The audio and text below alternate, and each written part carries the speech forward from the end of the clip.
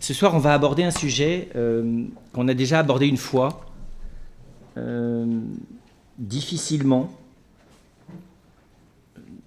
Vous verrez que c'est sans doute la manière dont aborder cette question du péché originel. On va essayer de voir comment est-ce qu'elle est en fait complètement contemporaine, parfaitement essentielle, cruciale, et qu'elle est derrière des milliers de questions du monde contemporain, et que l'Église elle-même a à la réaborder d'une manière plus profonde, vous verrez, plus intérieure, moins descriptive. Alors je me disais, en fait, il y a deux choses. D'abord, cette question, très concrètement, elle parle d'un problème. Et le constat du problème, il est quotidien. Sans faire des grandes phrases métaphysiques, c'est la question de la souffrance, c'est la question de la quantité innombrable de gens qui ne parviennent pas à être heureux. C'est le sentiment par moment, surtout que la mondialisation nous rend très proches et très sensibles les uns à l'égard des autres, d'une espèce d'échec collectif énorme sur l'impuissance de l'humanité globalement en fait à faire autre chose qu'à survivre à peu près et à profiter du petit temps qu'on a sur la Terre en attendant au mieux le bonheur après, au pire rien du tout. Et sans doute que cette question, enfin c'est plus une question, c'est une espèce de constat existentiel. Parce que tant qu'on était loin les uns des autres, on pouvait toujours rêver qu'il y ait quelque part un peu plus heureux, même quand on ne l'était pas. Et quand on l'était un peu, on pouvait imaginer qu'on était le plus heureux parce qu'on n'avait pas de moyens de comparaison. Aujourd'hui, on a des moyens de comparaison. Vous savez que depuis Lévi-Strauss, on s'aperçoit que les sauvages eux-mêmes ne sont pas heureux. Triste Tropique montre bien que le malheur n'épargne pas les sociétés primitives, et qu'il ne faut pas les rêver comme on les voudrait, mais qu'elles sont ce qu'elles sont, c'est-à-dire avec de la violence, des logiques de pouvoir, de la déshumanisation et de la survie, surtout de la survie, donc une vie difficile. Cette question, elle est, voilà, il ne faut pas la majorer, mais il ne faut pas l'éviter. Et donc, on voit bien, la question, c'est que faire de ça, comment l'expliquer ? Parce qu'en fait, on ne peut pas s'empêcher d'y chercher des explications à cette situation. Ce qui est normal d'ailleurs, parce que c'est selon l'explication qu'on va lui donner, on va se positionner, on va essayer de faire quelque chose dans un sens ou dans un autre. Vous voyez bien, qui pourrait s'attaquer à la problématique du mal en espérant faire quelque chose d'utile s'il n'espère pas? Et s'il espère, en fonction de quoi espère-t-il? Sans doute pas en fonction de ce qu'il voit, puisque le mal ne lui donne pas d'espérance comme telle. Et donc, sur quoi nous appuyons-nous pour espérer la plupart du temps sur des explications, des espérances qui s'appuient sur des explications. Mais on voit mal une religion ou une philosophie ou quelqu'un nous persuader qu'il y a des raisons d'espérer sans nous les donner. Ou nous expliquer que le problème du mal est soluble sans nous expliquer comment. Et donc, on ne peut pas s'empêcher de se poser cette question. Alors, elle est des fois très concrète, c'est comment guérir quelqu'un de malade dont la maladie risque de le mener à la mer, ou tout simplement le fait souffrir. Elle est aussi d'essayer de savoir comment on peut aider quelqu'un quand ça n'est pas évident. Je pense beaucoup à l'élément de la fragilité psychique, psychologique. Et puis, comment est-ce qu'on aide quelqu'un à mourir? Enfin bon, c'est plein de questions qui ne sont pas évitables, quoi. Et où, si on ne réfléchit pas, on s'aperçoit très vite qu'on adopte une posture de lâcheté, ou d'évitement, ce qui est à peu près la même chose, sauf que dans l'évitement, on ne voit même pas qu'on est lâche. Et donc on est instinctivement, on est conduit à s'interroger, à se demander. Et je me disais, en gros, il y a deux types de positions sur cette expérience, qui ne sont pas tellement des positions uniquement théoriques, mais des positions aussi pratiques. La première, c'est de dire, la condition humaine, c'est intrinsèquement tragique. Vous pouvez faire ce que vous voudrez, toutes les explications qui essayent de nous masquer ça sont du bidon, c'est tragique, point. Et ça, il n'y a pas à tortiller, quoi. Ensuite, on peut savoir si on peut le corriger, ou l'aménager, ou le solutionner, mais en tout cas, c'est tragique. C'est ce qu'ont pensé les Grecs, c'est ce que pensent la plupart des religions d'ailleurs, peut-être même toutes. C'est aussi ce que pense toute une part ce que j'appellerais le positivisme désespéré contemporain, après avoir pensé à un moment donné solutionner tout ça. Oui, c'est aujourd'hui, qui dirait que la vie est, pour la plupart des hommes, un long fleuve tranquille? Personne. Et puis, il y a une autre position qui est différente, qui est de dire elle est subjectivement tragique. Et c'est ça notre maladie. C'est-à-dire que, comme quelqu'un qui a un goût amer dans la bouche, qui fait qu'il n'est plus capable de goûter quoi que ce soit, ou qui a le rhume, quoi. Donc, on lui sert du restaurant 4 étoiles, mais il trouve tout ça insipide, tout simplement parce qu'il a un rhume. Analogiquement, notre subjectivité est, elle, tragique, et qui fait que même quand les choses sont roses, les lunettes noires que nous avons nous les fait voir tragiques. Et que nous avons une déformation congénitale de la perception qu'il faut corriger. Ça, c'est toute l'option de la gnose. La gnose est de nous dire, si vraiment vous ouvriez les yeux, vous verriez que les choses sont heureuses. Mais parce que vous voyez mal, vous les voyez malheureuses. D'accord ? Donc ça n'est plus du côté de la tragédie objective, c'est du côté de la tragédie subjective. C'est pas complètement stupide non plus, parce qu'on observe tous les jours beaucoup de gens qui se rendent malheureux tout seuls.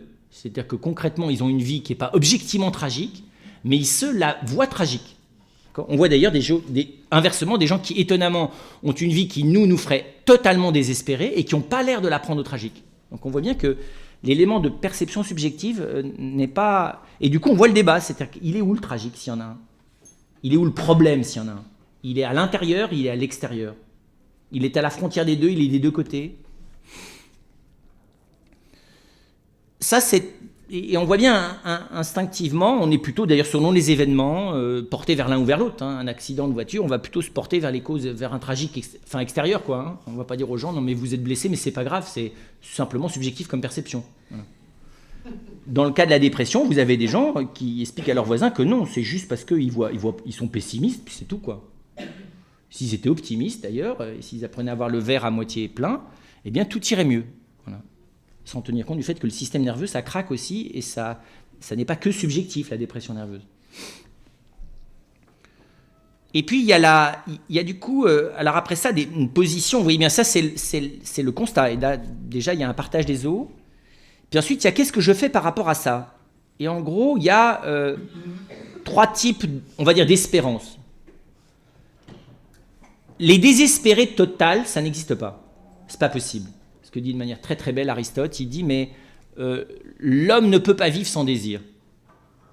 Donc le désespéré absolu, ça n'existe pas. Le fait même de vivre, c'est un mouvement plein d'espérance. Vous voyez ? Donc le désespoir radical, absolu, systématique, j'allais dire, ça ne veut rien dire. Même l'acte du suicide est encore un acte. D'accord ? Et donc il est encore la recherche d'une fin. Il est encore la recherche d'un résultat. Et donc la position purement nihiliste à l'état pur ne veut rien dire. Voilà. On ne peut pas s'empêcher d'espérer, y compris chez les nihilistes. Voilà, mais en dehors de cette position, qui n'est pas génératrice collectivement de grands changements très significatifs, qui d'ailleurs ne concernent qu'une marge relativement aisée de gens, parce qu'il faut avoir le luxe du nihilisme, il faut avoir les moyens. Et donc, plus souvent, en gros, il y a l'attitude d'espérance qui consiste à dire c'est corrigible.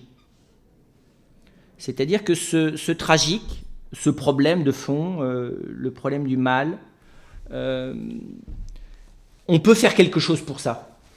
Et même, il faut faire quelque chose pour ça. Alors, et que ça soit subjectif ou objectif. Dans les deux cas, vous avez des gens qui vous disent bah oui, il suffit de travailler sur vous-même, puisque c'est subjectif. Et vous allez réussir à vous en sortir, et d'autres qui vont dire oui, c'est objectif le tragique, mais ça se réduit. La maladie, ça se soigne, les déséquilibres économiques, ça se rétablit. Il y a beaucoup de choses qui se solutionnent, et que c'est simplement les philosophies et les religions qui développent une espèce de pessimisme résigné, et c'est pas faux. On a beaucoup changé de choses parce qu'on a envisagé qu'elles étaient changeables. Et donc ça, c'est une première hypothèse. Alors, je pense qu'on a abandonné en gros, l'espérance que tout soit corrigible. C'est-à-dire qu'en fait, on puisse résorber totalement le tragique. Même si un temps, la science, enfin plus exactement, le scientisme positiviste l'a espéré, et à travers lui d'ailleurs une partie de l'Occident, même si les philosophies du grand soir, à la manière de Marx, à la manière de Nietzsche aussi, ont essayé de se projeter pour le coup dans une solution définitive du mal. Globalement, le fait que cette projection dans la solution du mal ait engendré un pire mal, et sans doute la forme du mal la pire qui s'appelle précisément un totalitarisme justifié par le bonheur futur, hein, qui est quand même la pire perversion qu'on ait inventée sur le plan collectif, fait qu'en gros, on n'ose plus émettre cette hypothèse. La dernière civilisation qu'il a émise, eh ben, c'est l'Occident de l'après-marxisme, c'est-à-dire, enfin, c'est pas vrai, parce que déjà à la chute du mur, le désespoir nous avait suffisamment rattrapé pour qu'on ne croie pas que que nous allions, nous les capitalistes, réaliser la société sans classe, que le communisme n'avait pas réalisé. Donc en gros, cette espérance là aussi que tout soit presque corrigible, c'est un peu l'après-guerre, hein, aussi, de ce côté-ci aussi du mur, avec une formule moins idéologique, mais dans les années 70 quand même, avec une espérance que le bien-être matériel, le bien-être affectif, le bien-être spirituel allait pouvoir aller de pair, et qu'on allait quand même réussir à corriger massivement le malheur des hommes. Aujourd'hui, la part de gens qui croient encore ça est de plus en plus minoritaire, et encore, c'est ceux qui ont le moyen de le faire, c'est-à-dire qu'il faut qu'ils aient coupé leur télévision, et qui ne vivent que dans leur villa de luxe, en fermant les yeux, derrière un vide fumé, quand ils passent devant des gens qui ne vivent pas comme eux. Donc c'est personne, quoi. L'autre attitude qui est différente, c'est de dire c'est aménageable. Le tragique, je peux pas le bouger. Enfin, il y a un seuil où je peux plus l'enlever, quoi. Il y a un seuil où de toute façon ça reste tragique. Mais j'ai plus qu'à l'aménager. Et là encore, il y a l'aménagement matériel, il y a l'aménagement affectif, il y a l'aménagement. Voilà. Face à ça, qui sont en gros les positions pratiques que nous avons, et nous avons un peu de tout. Hein. Il y a des endroits où on a décidé de corriger les choses en se reprenant intérieurement. Il y a des endroits où on a décidé de corriger les choses en changeant l'organisation de notre vie ou celle de notre famille. Puis il y a des endroits où on voit bien, on aménage. Quand vous accompagnez quelqu'un en fin de vie, ça s'appelle de l'aménagement. Ça s'appelle pas, vous n'allez pas l'empêcher de mourir. Les soins palliatifs, c'est de l'aménagement. Et donc on n'a pas les mêmes attitudes. Quand on est jeune, sans doute que le pourcentage de ce qu'on espère corrigible est assez fort. Enfin, bien que les jeunes générations soient beaucoup plus lucides que les jeunes délirants de l'après-deuxième guerre mondiale jusque dans les années 80, mais on voit bien que, voilà, en tout cas certaines générations ont espéré beaucoup que c'était modifiable. Puis sur le tard, s'aperçoivent que ça allait beaucoup moins qu'ils espéraient. Donc les jeunes générations ont plutôt adopté une position basse. Comme ça, ils sont sûrs que ça sera plutôt en état d'amélioration. D'accord ? Que c'est vrai que si vous vous dites que c'est essentiellement aménageable le mal, si vous arrivez à le corriger, bingo, quoi, tant mieux pour vous là, sur cette petite séquence. C'est pas bête. Hein, le pessimisme accueillant est sans doute, à mon avis, plus serein que l'optimisme menacé.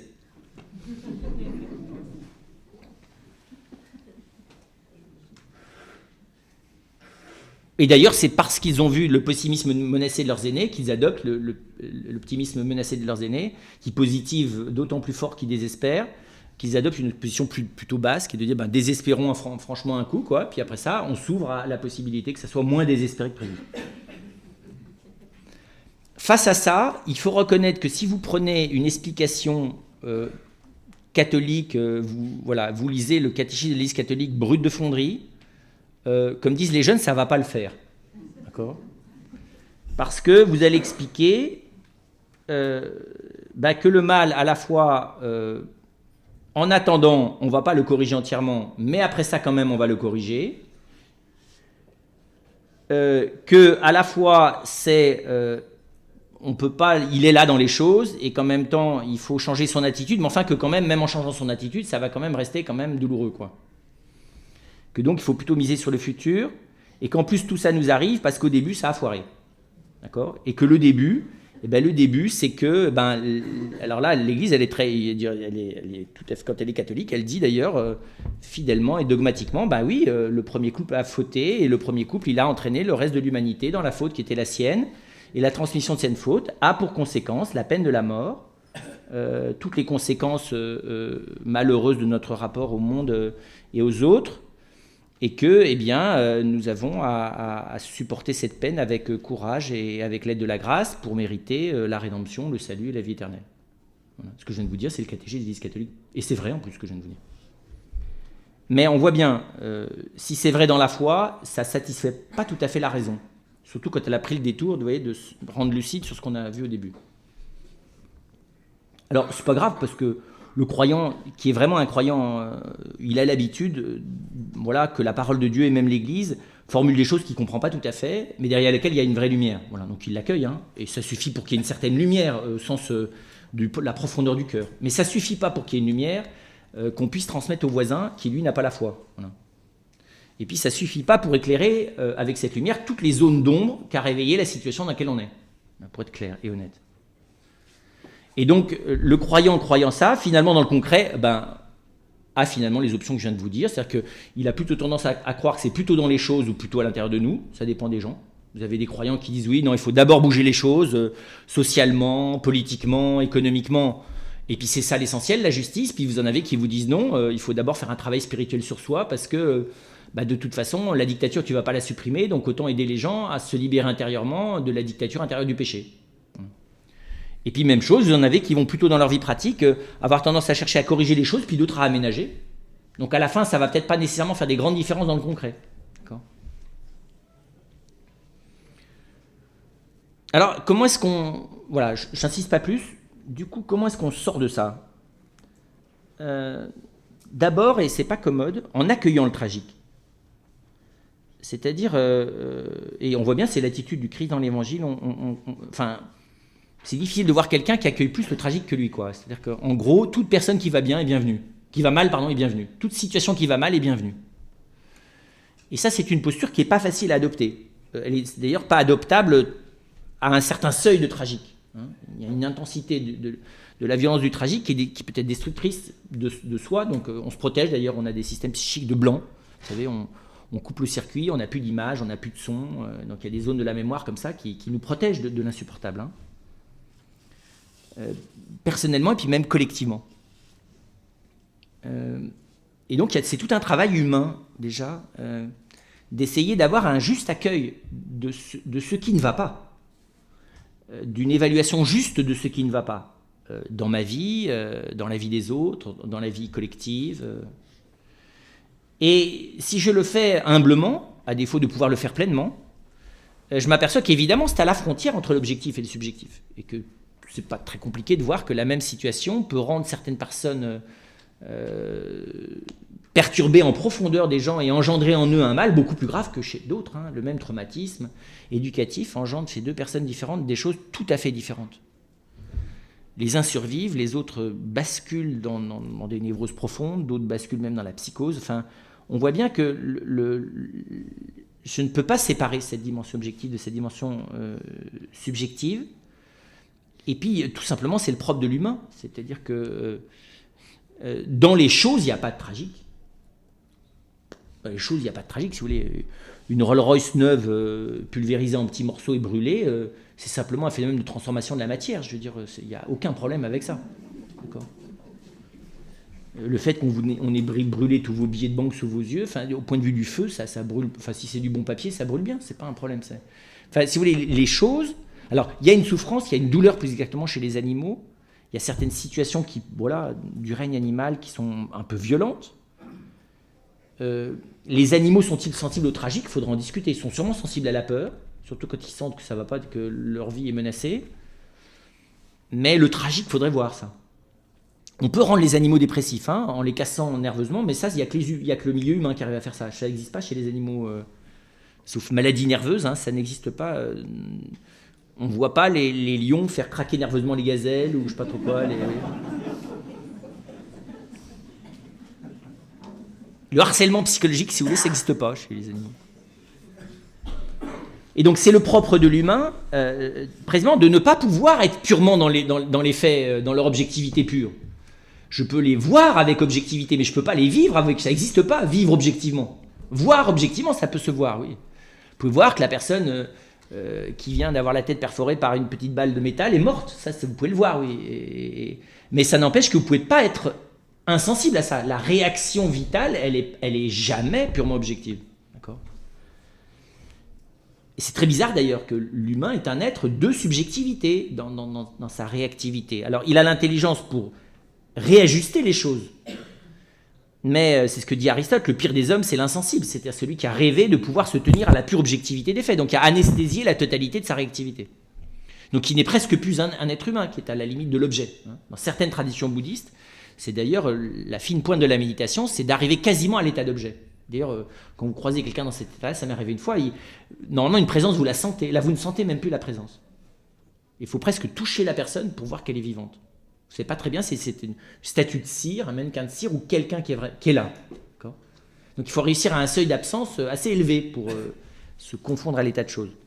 Mais même dans cet état-là, vu de près, vous voyez bien que c'est un vivant qui fait des efforts désespérés pour plus être là, mais qui n'y arrive même pas complètement. C'est très bizarre, on n'arrive pas à neutraliser la vie. Parce que c'est la vie par laquelle on la neutralise, donc c'est encore du vivant, quoi. C'est plein de passion, un bouddhiste qui se maîtrise à la frontière du néant. C'est bourré de passion. Sauf qu'elles sont utilisées comme dans une centrale nucléaire, qu'elles ne sont censées servir qu'à ce à quoi elles sont censées servir, c'est-à-dire à la neutralisation de toute manifestation. Mais si vous ouvrez la boîte ou si vous avez un tout petit peu de perception aiguë, vous voyez bien que dedans, ça bout à la puissance 10 000. Et donc, cet accueil-là de la réalité subjective et objective du tragique, et de bien voir d'ailleurs que c'est dans la relation souvent, entre les deux, hein, entre les faits et les personnes, que se joue la souffrance, que se joue le mal, notamment évidemment quand on fait du mal aux autres, quand les autres nous font du mal. Et on voit bien que là, pour le coup, si on est à cet endroit-là, on voit bien qu'on n'échappe pas à ça. C'est-à-dire que ça n'existe pas quelqu'un qui n'est pas dans le tragique. On n'est pas obligé d'en faire tout un flanc, si vous voulez, mais quand on descend à l'intérieur, là, si on bascule à l'intérieur de l'âme de la personne, on voit bien que personne n'échappe complètement à cette incapacité à assumer complètement les faits. Alors, on a des réflexes plus ou moins rapides, de maquillage, mais à la fin, il y a quand même quotidiennement des milliers de petites choses qu'on n'arrive pas, alors on va dire ça, à assumer, à intégrer, on n'arrive pas à se positionner. Et donc, j'allais dire, il y a des dysfonctionnements qu'on observe très peu chez l'animal, mais qui chez nous sont par milliers, peut-être même si on était très attentif, par centaines de milliers quotidiennement. Alors, tout ne déclenche pas une souffrance énorme, hein, mais tout est signe en tout cas de cette espèce de disharmonie qui fait qu'on n'arrive pas complètement à être là. Enfin, aucun humain n'arrive complètement à être là. On est toujours un peu à côté de ses pompes. Même le plus concentré des plus concentrés est encore à côté de ses pompes. Et s'il croit qu'il ne l'est pas, il suffit qu'il rencontre quelqu'un qui n'est pas dans les mêmes types de pompes que lui, et ben il va bien s'apercevoir qu'il est à côté. Parce que la relation humaine est bien un endroit qui pourrait dire qu'il est au diapason instantané de l'autre dans la seconde qui suit.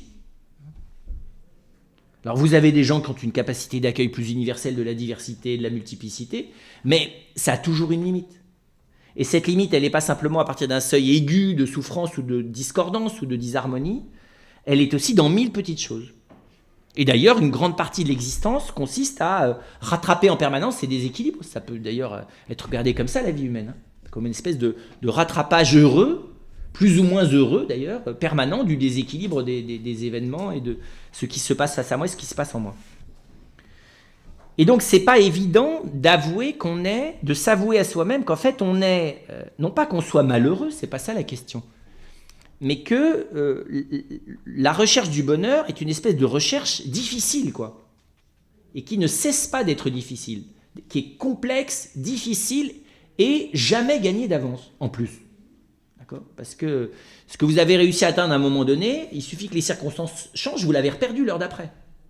Hein ? On peut être super zen, et puis voilà, on est content d'avoir été super zen, mais manque de chance, dans l'heure d'après, vous avez le type qu'il ne fallait pas qu'il vous téléphone, là. Au moment de la fête familiale, vous savez, vous êtes après Noël, quoi. Très très vite, c'est très... Alors il arrive même qu'au moment même où la joie devrait être suprême, pile, vous avez le truc qui vous fait tout sauter. Bon, des choses comme ça, il y en a tous les jours. Et on voit bien, c'est là qu'on est décalé par rapport à soi.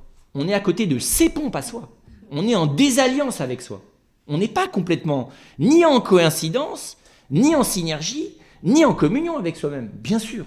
D'accord ? Et donc de s'apercevoir que on est toujours un peu à la recherche de soi-même, et des fois on l'est en décalé, en raté, et en partiel, et en, vous voyez, en clair-obscur, en voyant pas les nuances. Hein. Ça prend un temps fou avant de se prendre un peu moins maladroitement que de manière grossière. Vous savez. Et puis cette discordance, elle n'est pas seulement par rapport à soi, elle est aussi par rapport aux autres. Les autres étant d'ailleurs avec eux-mêmes, ça fait au carré. Parce que c'est jamais complètement compensatoire. On rêve de trouver la personne, vous savez, qui a juste le décalage rythmique qui correspond au vôtre. Donc à tous les endroits où vous êtes à côté de vos chaussures, il y est, et à tous les endroits où il est à côté de ses chaussures, vous y êtes. Ça, c'est un rêve magnifique, mais évidemment, qui ne dure que le temps de l'illusion, c'est-à-dire aujourd'hui, en tout cas, très court. Parce que ça marche pas. On voit bien. D'ailleurs, c'est marrant, c'est de voir les gens danser. Ça n'existe pas les gens qui arrivent à danser de manière parfaitement synchronique. Parfaitement, ça n'existe pas. Il suffit que vous changez le rythme, la musique, le style, l'ambiance, c'est fini. Les gens se rediscordent, vous voyez ça dans tous les mariages. Alors vous avez des moments d'harmonie, ça dure 1 seconde, 2 secondes, 45 secondes, 20 minutes. Et on est reparti dans la disharmonie. Et puis, c'est pas simplement par rapport à l'autre, c'est aussi par rapport aux autres. Et donc, c'est une évidence que les phénomènes communautaires, dans ce qu'ils ont de pénible, c'est le cumul de ces discordances, qui par moments ont des effets Larsen énormes, par moments, au contraire, sont à peu près harmonisés très relativement. D'accord ? Donc, j'allais dire, la souffrance, elle est toujours là dans une communauté, dans un groupe. Alors, elle est plus ou moins visible, elle passe, elle revient, elle s'amplifie, elle diminue. Mais c'est très difficile à réguler, ça. Même en essayant de détourner l'attention de tout le monde vers, je sais pas trop quoi, les envahisseurs et les ennemis à conquérir ou les gens à vaincre, on trouve plein de moyens collectifs pour détourner l'attention de la souffrance interne. Et puis, il y a même par rapport à la nature.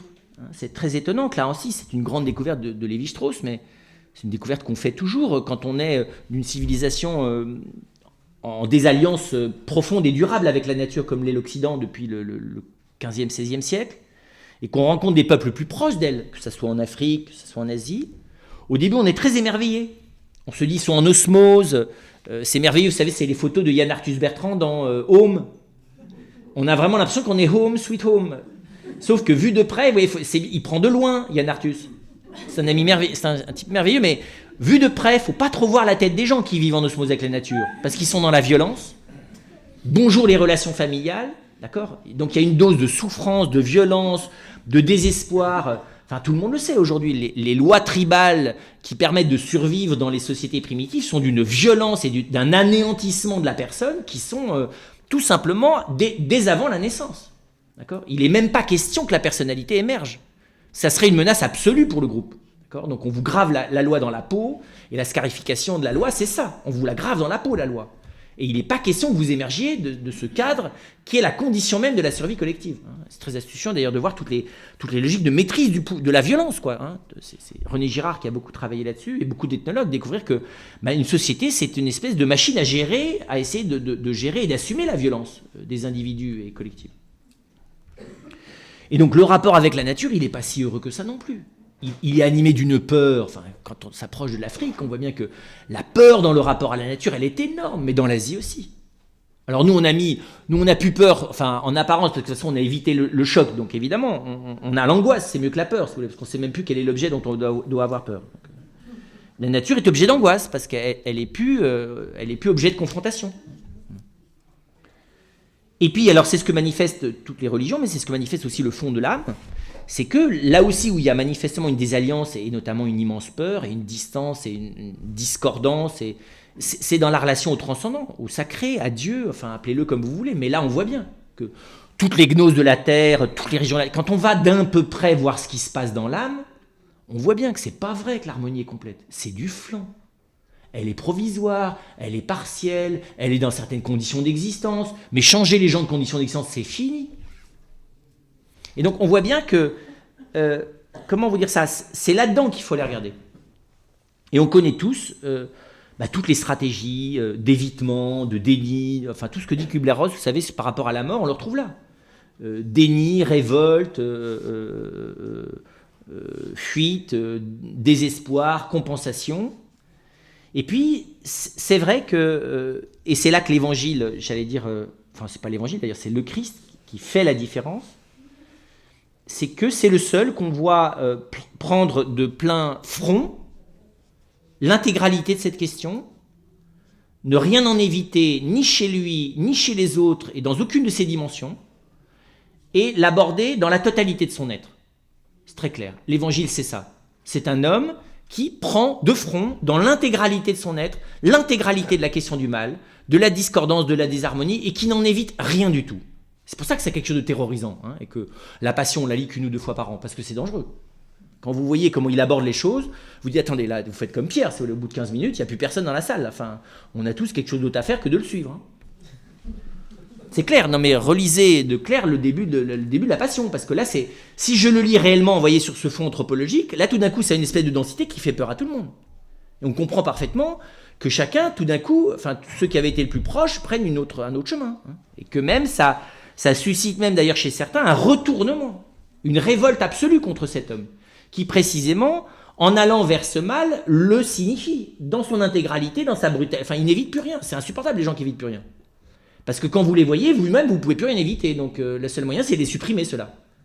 Parce qu'ils sont la révélation absolue du mal. Pas du mal absolu, il n'y a pas de mal absolu. Mais et c'est la première chose qui est frappante dans le Christ.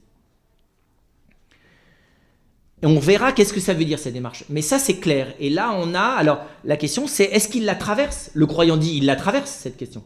On va voir comment il la traverse. Qu'est-ce que ça veut dire qu'il la traverse? Mais ça c'est pas le... Voilà, je reviens à ma question, puisque notre question c'est le péché originel, c'est pas la rédemption dans Jésus-Christ, mais je pense que voilà, c'est par rapport à ça qu'on voit l'attitude du Christ.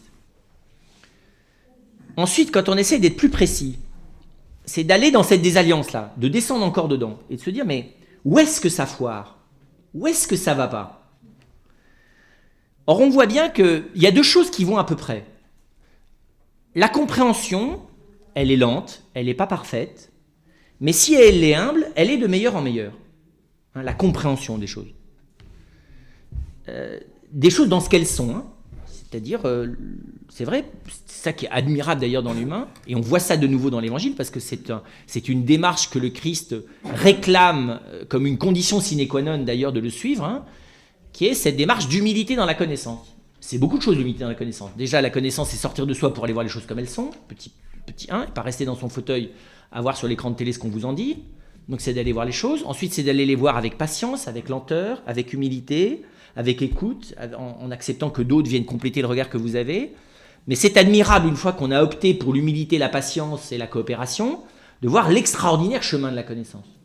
Là encore, l'Occident, à partir du XVIe siècle, s'est inventé des détournements de la démarche humaine de la connaissance de mille manières. Bon, c'est parti des pathologies et des névroses collectives graves, dont on commence à ressortir tout doucement, parce que face à la mondialisation, nos outils philosophiques, toutes nos sagesses là, ça on voit bien que ça tient pas la route, quoi. Donc on est bien obligé de sortir de derrière nos écrans et d'aller voir avec tout le monde qu'est-ce qui se passe dans le bateau qui coule, là, d'accord? Donc on est tous dans la soute du Titanic à se donner des conseils pour savoir comment est-ce qu'on colmate les brèches. Mais les gens qui jusque-là faisaient des commentaires sur leurs écrans en vous disant mais non ça doit pas couler, mais non ça doit pas couler, on les a descendus de force ou on est en train de le faire dans la cale pour leur montrer que ça coule. Et ça c'est bienvenu, ça veut dire que l'intelligence et le droit à connaître et le devoir de connaître prend le dessus. Donc ça c'est lent, mais c'est très étonnant, on arrive à une évidence dans la connaissance, on arrive à une certitude dans la connaissance, on arrive à une certaine communion avec la réalité dans la connaissance. C'est pour ça que la gnose est séduisante. On arrive aussi à vouloir le bien. Ça arrive ça quand même. On n'est pas, bien sûr qu'on a le désir qui en même temps veut autre chose, comme nous le dit Freud. Bien sûr qu'on a des motivations de deuxième zone, des idées derrière la tête, des intentions cachées et tout. Mais bon, ça aussi on apprend à l'accueillir, ça aussi on apprend à le voir. Et même si mes intentions ne sont pas pures, ça ne veut pas dire qu'elles sont radicalement pourries, d'accord? Il faut être aussi humble par rapport à ça. Et l'humilité consiste à reconnaître une part de la justesse d'intention. Non pas des intentions énormes, qui je ne sais pas trop quoi, d'être absolument désintéressé dans son amour pour autrui, mais on est quand même capable, humblement, de vouloir être attentif à l'autre pour lui-même. En tout cas, ça nous prend par moment, quoi. Et le problème, c'est que c'est que par moment. Et le problème, c'est après. C'est-à-dire que le passage de ça à l'acte, là, ça foire.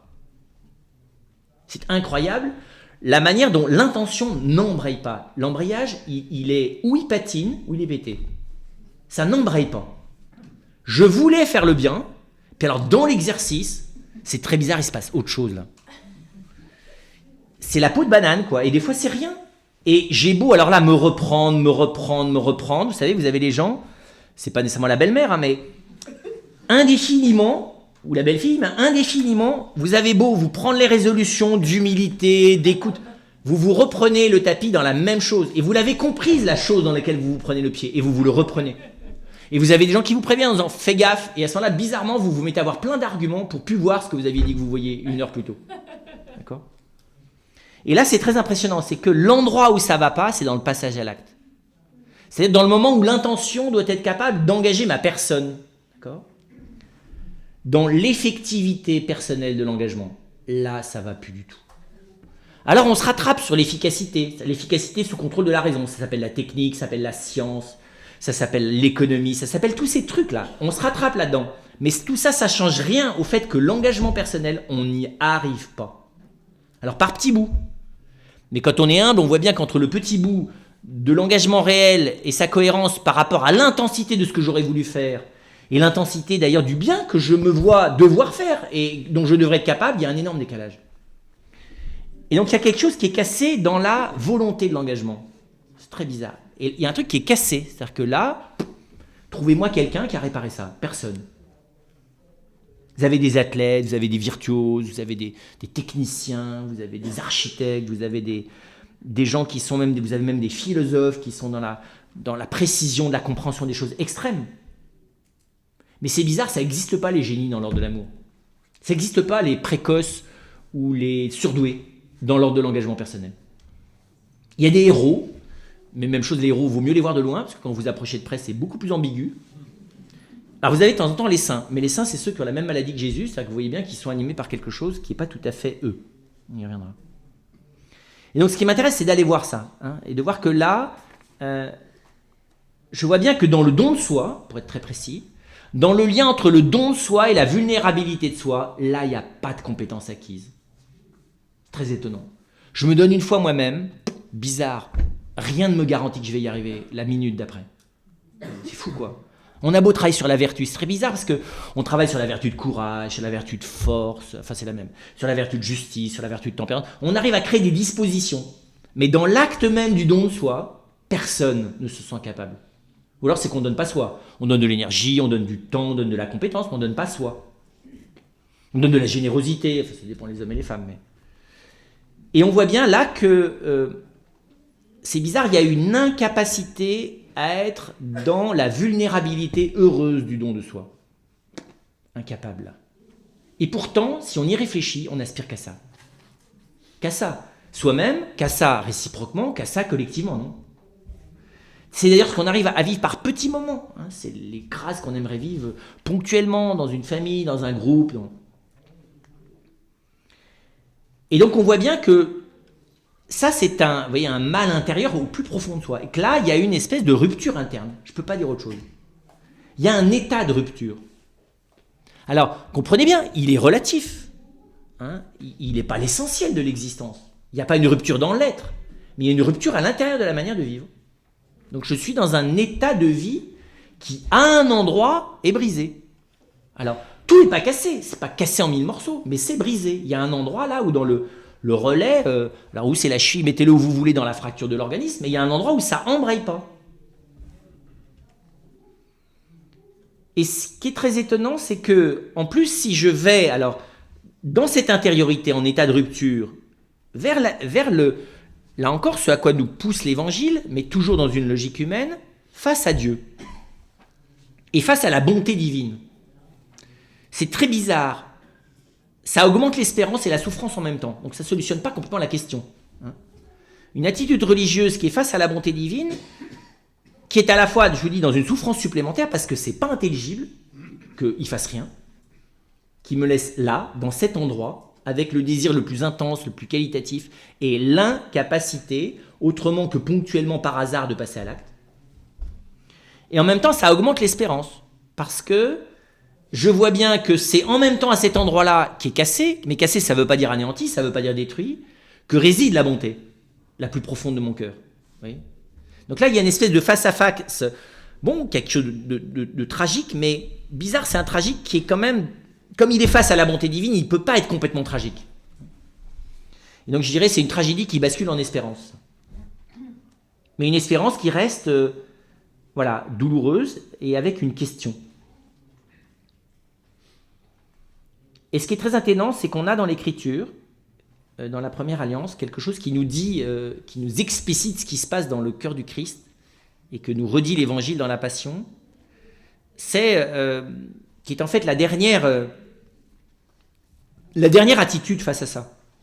Et vous allez voir que c'est cette dernière attitude, face à cette rupture intérieure, qui, à mon avis, nous aide à entrer dans un mystère dans lequel seule la foi nous introduit pleinement, hein, mais qu'on pressent humainement. C'est le serviteur souffrant d'Isaïe, dans Isaïe 53, qui n'est que la description un peu plus poussée humainement de ce que vit le Christ dans la Passion. C'est très impressionnant, il faut lire ça à la Semaine Sainte d'ailleurs, parce que dans la Passion, il est peu dit de choses explicites de la manière dont vit le Christ. Et c'est ce qui a frappé alors tous les pères de l'Église et ce qui frappe tout le monde dès qu'on lit ce texte et qu'on a lu La Passion d'un peu près. C'est comme si Isaïe 53 nous disait ce qui se passe dans son cœur. Et c'est très étonnant que... donc Isaïe 53, c'est ce serviteur, cet homme, qui choisit délibérément d'embrasser cette rupture et de l'embrasser de manière telle, comment vous dire ça? C'est très étonnant. C'est comme si il ne la fuyait plus et qu'il acceptait que son être tout entier vive de la tragédie de cette rupture pour pouvoir devenir une alliance entre Dieu et les hommes. C'est très bizarre ça. Ça nous semble complètement absurde ça. Comment est-ce qu'une souffrance intérieure pourrait engendrer du positif? Et cet homme, il s'appuie là-dessus sur l'engagement de Dieu. Et ça, là, on n'est plus directement à un niveau humain, on est dans la foi. C'est la certitude, à cause de la parole, de l'engagement de Dieu, qui le pousse, qui l'invite à accepter de traverser cette rupture. Non pas en l'évitant, mais c'est très bizarre à dire, mais je ne sais pas quel autre mot, en s'abandonnant à cette rupture. C'est comme s'il s'abandonnait il s'abandonnait simultanément dans les mains de Dieu et à cette souffrance de ce drame intérieur qui n'est plus du coup simplement le sien, mais celui de tous ses frères. C'est très étonnant ça. Ce serviteur, il entre dans une compassion effective à l'égard de tous ses frères qui vivent de cette même rupture intérieure. C'est comme si, appuyé sur la certitude que Dieu va l'accompagner, le recevoir, faire de lui une lumière et une alliance et même une guérison. C'est appuyé sur cette certitude qu'en fait il entre dans plus que cette compassion, cette solidarité universelle avec la fragilité des hommes. Et c'est ça qui m'intéresse, c'est que c'est très étonnant de voir que c'est ce serviteur et le Christ dans l'Évangile qui nous révèle qu'il n'y a pas simplement une solidarité négative dans la fragilité, dans la rupture intérieure. On n'est pas simplement tous atteints par cette rupture. Il y a une solidarité positive, vous voyez, dans cette vulnérabilité extrême qu'elle révèle. C'est même là qu'on est solidaire. On n'est pas simplement solidaire parce qu'on est sur la même planète, on n'est pas simplement solidaire parce qu'on fait partie de la même chair et du même sang, parce qu'on est de la même famille. On n'est pas simplement solidaire parce qu'on est embarqué dans la même galère de la mondialisation ou de tout ce que vous voudrez. C'est très étonnant de voir que ce que nous révèle Isaïe 53 et ce qu'on revoit dans l'Évangile, particulièrement dans l'Évangile de Jean, c'est que le lieu de la solidarité interpersonnelle effective sur laquelle nous n'avons pas de pouvoir, elle est cette solidarité. J'ai juste à y consentir, elle est. C'est dans cette vulnérabilité douloureuse liée au désir de se donner soi-même et de ne pas y parvenir. C'est très étonnant ça. Il y a comme une espèce de, comment vous dire ça, de solidarité positive dans l'expérience même de cet échec. C'est très étonnant ça. C'est ça la compassion d'ailleurs. Comment vous voulez prétendre être en compassion avec quelqu'un qui souffre si vous n'acceptez pas l'échec de votre compassion? Mais vous êtes insultant pour l'autre. D'ailleurs, il nous le renvoie bien. Quand on arrive fort de sa santé pour aider celui qui souffre, il nous dit « mais dégage, il n'y a pas de place pour moi dans ta santé ». Alors évidemment, il ne s'agit pas non plus d'être malade parce que ce n'est pas le malade qui est en compassion avec le malade. Mais c'est bizarrement, si pour qu'il y ait de la place pour lui, il faut bien que soit engagé en moi l'échec de ma compassion. Vous voyez, cet endroit où je ne sais pas, où je ne peux pas d'ailleurs. Ça, c'est à la frontière entre la nature et la grâce en nous. Enfin, là, pardon du langage un peu technique, hein, mais... Et cette fragilité, pas la rupture, mais je vois que avant même cette fragilité, avant même cette rupture, pardon, il y a une fragilité originelle. Et que donc il y a en nous et une rupture originelle, dans laquelle nous sommes tous, et une fragilité antérieure à cette rupture originelle. Cette fragilité originelle, elle est bienheureuse, elle est collective. Enfin, elle est collective. Elle est celle qui nous lie humainement les uns aux autres. Nous ne sommes pas liés les uns aux autres simplement par la nature humaine de la chair et du sang. Nous sommes d'abord liés par quelque chose qui est difficile à qualifier, qui est une destinée commune de nos personnes dans une fragilité partagée. Alors bien sûr qu'il assume notre nature. Cet endroit-là, cette fragilité originelle, elle est exactement ce que décrit la Genèse. Et comment vous dire ça? C'est là qu'il faut aller. Si je ne vais pas là, la question du péché originel, ça ne me dit rien du tout. Enfin, j'y crois, rassurez-vous. Enfin, en premier, je vous ai dit... Mais pour qu'elle prenne sens, il faut que j'aille là. Si je ne vais pas là, Ce dogme, il vous sert à rien. Enfin, vous voyez ce que je veux dire? Et le texte de la Genèse, là, sur la rupture avec tout ce qui se passe avec le serpent dans le détail et toute la catastrophe, là, c'est très bien, je suis heureux qu'il y ait un drame originel. Et alors, ça me fait précisément pas une belle jambe, ça me la fait mal, la jambe, là. Parce que je vais pas bien, moi, à cause de tout ça. Donc ça n'engendre en moi que révolte et amertume. C'est très étonnant, d'ailleurs, si vous relisez Job, vous verrez à un moment donné, parce que Job demande des comptes à Dieu de tout ce qui lui arrive. Et en gros, Dieu le ramène à cette fragilité originelle. C'est très, très étonnant. Il lui pose des questions, il lui dit, mais tu comprends vraiment quelque chose, toi? Et à la fin, Job dit, en fait, non, je comprends rien du tout. Et du coup, il va mieux. Parce qu'il avait plein d'amis théologiens qui, lui expliquaient pourquoi il allait pas bien. D'accord? Et lui disait, non, toutes vos explications, c'est du bidon. Lui, il peut m'expliquer. Et la seule explication que Dieu lui donne, c'est de le ramener à cet endroit de sa précarité, vous voyez, cette espèce de fragilité originelle qui le met dans les mains de Dieu, qui le met dans les mains de ses frères. C'est très étonnant.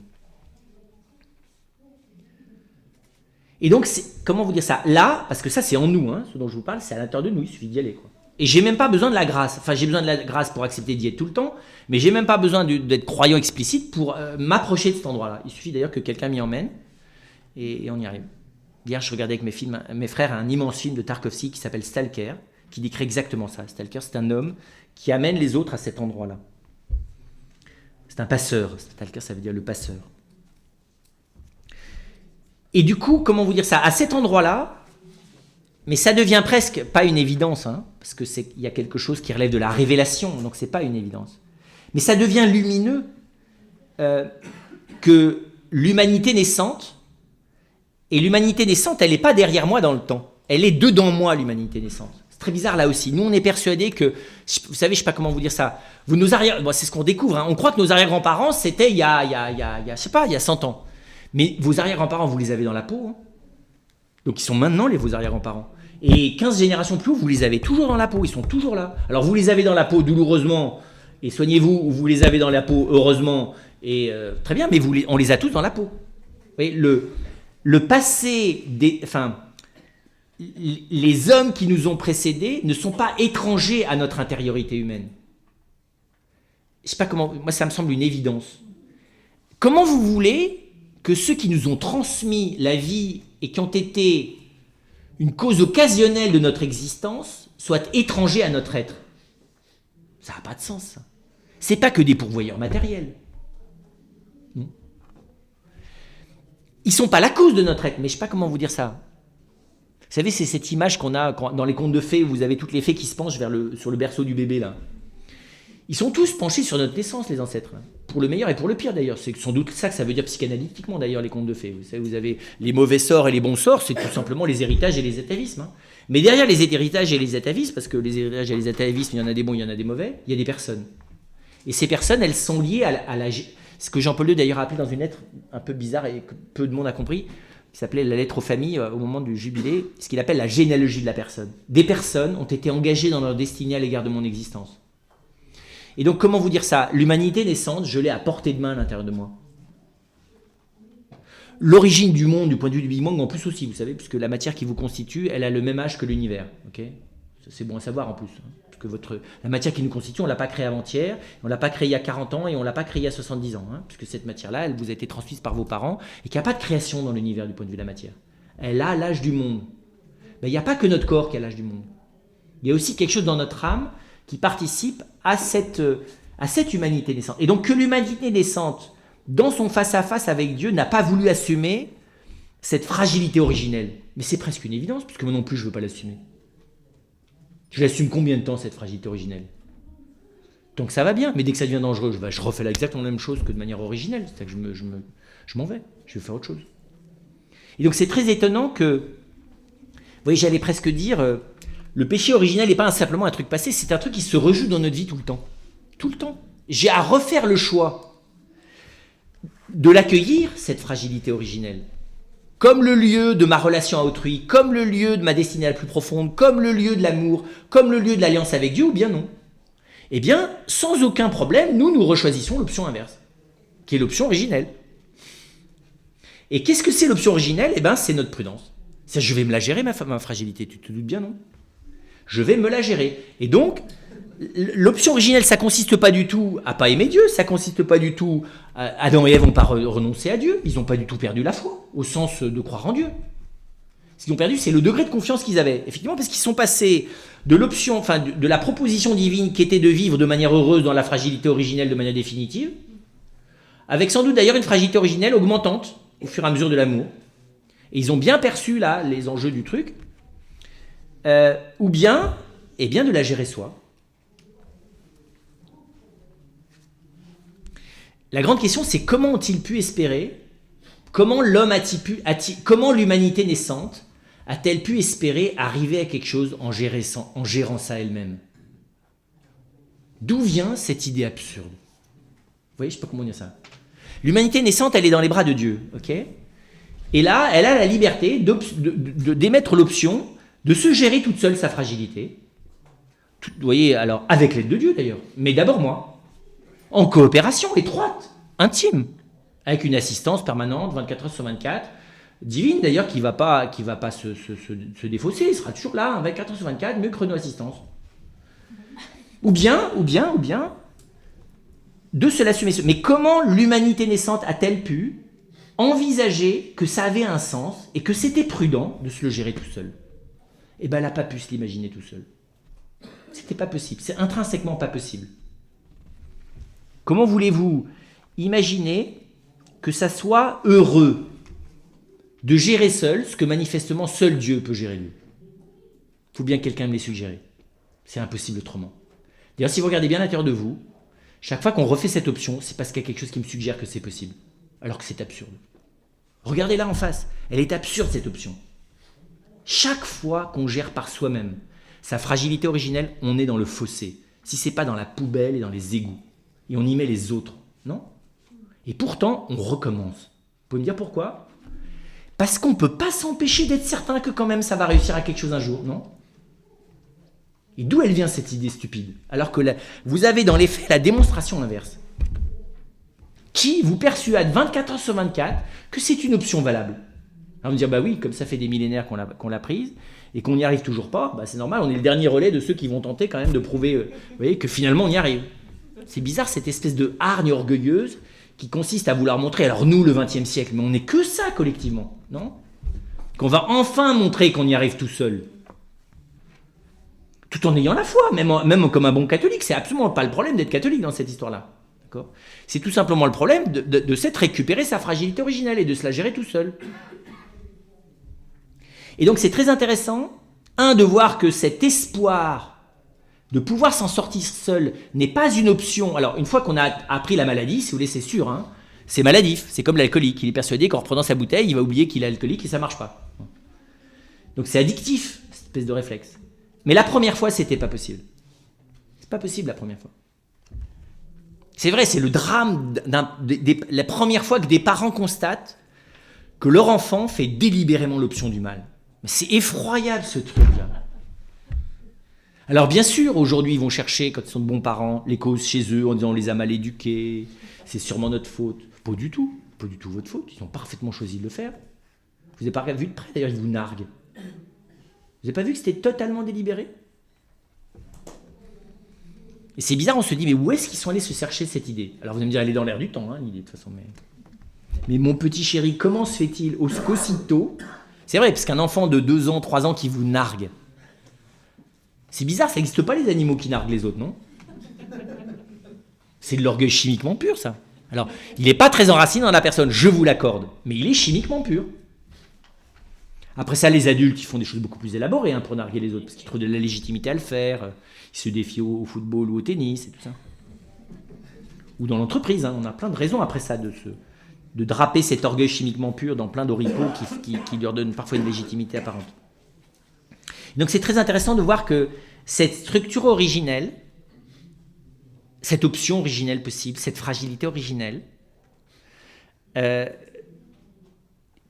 est au fond de nous. Et que, comment vous dire ça, c'est à cet endroit que le Christ vient. C'est ce chemin qu'il a pris, cet endroit-là. C'est très bizarre, c'est à l'endroit de cette option qu'il s'est installé. Et il ne s'est pas installé simplement à l'endroit de cette option dans le cœur de ses disciples par là, c'est aussi à l'endroit de cette option qui s'installe par la grâce. C'est aussi à l'endroit de cette option qui s'installe vis-à-vis de la famille humaine. Et très étonnamment, alors que le poids, la tendance, la propension à réopter, vous voyez, compulsivement pour se gérer tout seul, la fragilité originelle augmente, bizarrement, cette fragilité originelle, elle augmente aussi. Et très étonnamment, si on est très lucide, la solidarité des hommes dans cette fragilité originelle augmente aussi. Et c'est ce que nous vivons aujourd'hui. Nous n'avons jamais été aussi solidaires, effectivement, dans, comment vous dire ça, dans la fragilité originelle de l'humain que nous sommes, personnellement, collectivement, dans le rapport à la nature, dans le rapport aux objets, vis-à-vis de tout. On n'a jamais été aussi fragile. Enfin, on n'a jamais été aussi effectivement fragile. Et c'est très bizarre, hein, je dirais que le fait même que cette rupture originelle ne se soit pas résorbée, elle a là sa lumière. Nous préférerions qu'elle soit résorbée en s'étant désolidarisés des autres. C'est pas facile ça, d'accepter que moi-même d'être brisé à l'intérieur, ça me rend potentiellement dans l'humilité plus solidaire de tout le monde. Mais c'est vrai que si on avait à choisir, on serait tous pour la cesser la rupture, pour se rétablir soi-même dans l'harmonie, tout seul. Oui, ce qui est absurde, parce que c'est la recasser. Et donc c'est très clair que là, il y a un face-à-face, et le Christ est exactement à cet endroit-là, avec tout le monde. Il ne parle que de ça. Tous ceux qu'il rencontre, tous ceux auxquels il s'adresse, c'est à cet endroit-là. Les gens qu'il guérit, les gens qu'il corrige, les gens par lesquels il est insulté, les gens qui le mettent à mort, il est toujours à cet endroit-là. Et quand on le cherche ailleurs, on n'est pas au bon endroit. Et donc, comment vous dire ça ? J'allais dire, le péché originel désigne ce lieu bienheureux de la rencontre, alors ou de la rencontre malheureuse avec tous les autres en dehors du Christ, parce qu'en dehors du Christ, elle est partiellement heureuse et partiellement douloureuse, cette rencontre avec la fragilité collective originelle. Mais elle me désigne ce point de rencontre qui n'est pas simplement celui de ma vie personnelle, mais qui est celui de la vie de mes frères, qui est celui de la vie de tous les hommes, qui est celui de la vie de toutes les personnes. Elle me désigne ce lieu où nous sommes tous face à celui qui vient, comment dire ça ? Nous faire vivre cette fragilité originelle dans sa vie à lui, avec sa vie à lui, qui est la vie de Dieu, quoi, qui vient nous faire vivre cette rupture-là, cette vie cassée, avec une intensité, une profondeur et une fécondité extraordinaire, qui est comme démultipliée par le fait que nous sommes cassés. Ce que nous avons du mal à accepter, ce que disait le serviteur souffrant.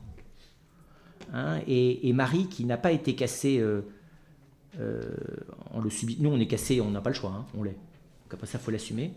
Elle ne l'était pas, elle a choisi de le devenir. C'est ça la liberté de Marie. Elle a choisi d'entrer dans cette pauvreté qui est la nôtre. Hein. C'est ça le mystère de la compassion. Elle a choisi, comme le Christ, d'être elle-même l'agneau, c'est-à-dire de porter au profond de son être la rupture que vivaient tous ses frères et sœurs en humanité. Elle le fait très précisément au pied de la croix, ça. Et donc, elle n'est pas moins cassée que nous. Il n'y a pas de complicité, c'est la seule différence. Mais elle la vit du coup parce qu'il n'y a pas de complicité avec une acuité d'autant plus grande. Donc, vous voyez bien, on approche de ce mystère du péché originel que dans la lumière de cette solidarité originelle, que dans la lumière de celui qui vient la transformer en lieu de grâce et qu'enveloppée par celle qu'il a choisie délibérément pour nous aider à la vivre.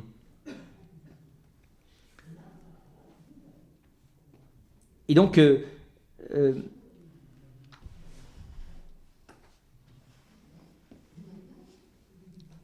la grande question, c'est derrière, on le voit, c'est d'y aller sur ce chemin.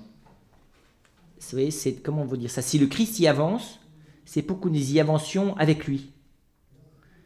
Et c'est pas facile de se tenir dans sa vie à ce lieu de rencontre. Vous voyez,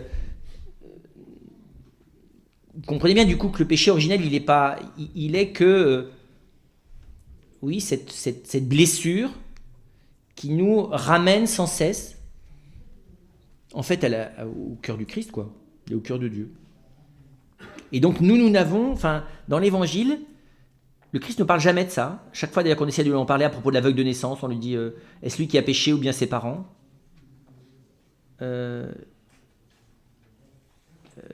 qui est coupable, quoi. Et il dit ni lui ni ses parents, c'est pour que soit manifestée en lui la gloire de Dieu.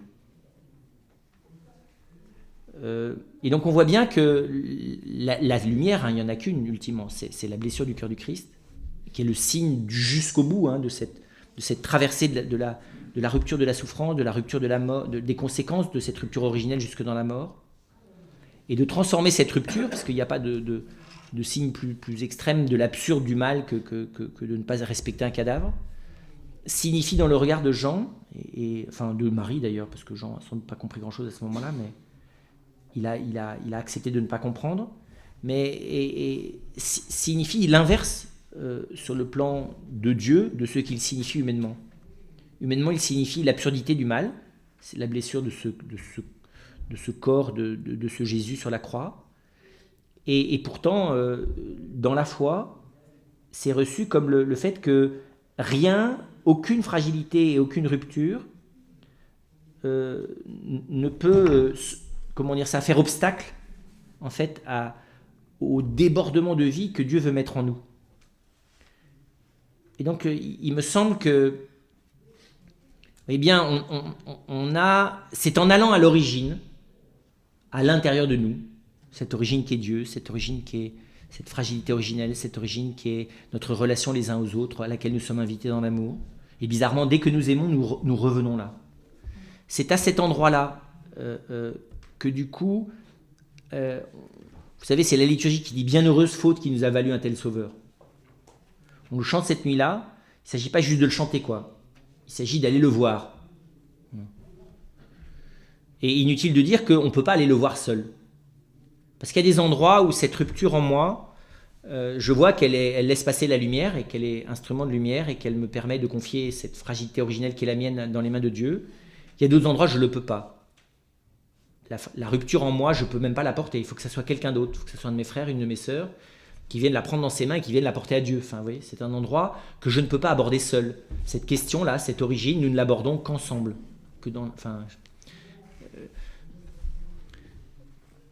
Nous ne pouvons regarder, accueillir le salut dans tout ce qui est perdu, qu'aider les uns par les autres. Sinon, il y a des endroits où ce qui est perdu n'est pas supportable. Et si j'ai des frères et des sœurs, c'est parce qu'ils ont la grâce. Là aussi, on le voit dans l'Évangile, puisque Jésus lui-même, qui pourrait porter tout seul, accepte d'être aidé par Marie, par ces femmes qui sont là au pied de la croix. Alors, il y a une première question qui est évidemment capitale. Ok, mais la fragilité originelle, c'est le texte qui dit ok. Pourquoi existe-t-elle ? Quelle est son origine, sa raison ? Vous dites option originelle, c'est que Dieu l'a voulu. La possibilité, oui. L'option, c'est les hommes qui vont la prendre. Alors, la fragilité originelle, qu'est-ce que c'est ? C'est comment vous dire ça ? C'est la capacité particulière qu'a la créature humaine d'accueillir l'autre et d'accueillir Dieu à travers l'autre. Les anges ont une porosité à l'accueil de l'autre. Les anges, ils sont parfaits. Je vais exagérer, c'est pas tout à fait, c'est un peu hérétique théologiquement ce que je vais vous dire. Mais les anges n'ont besoin les uns des autres que fonctionnellement. C'est pas vrai.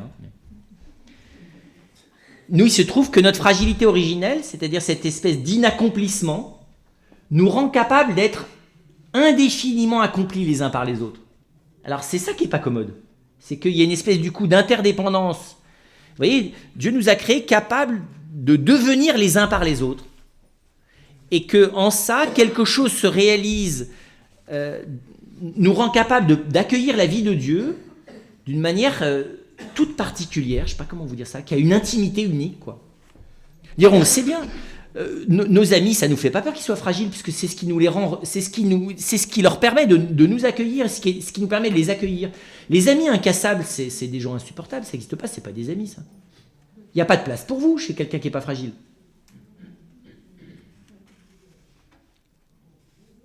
Et il n'y a pas de place chez vous non plus pour quelqu'un qui n'est pas fragile.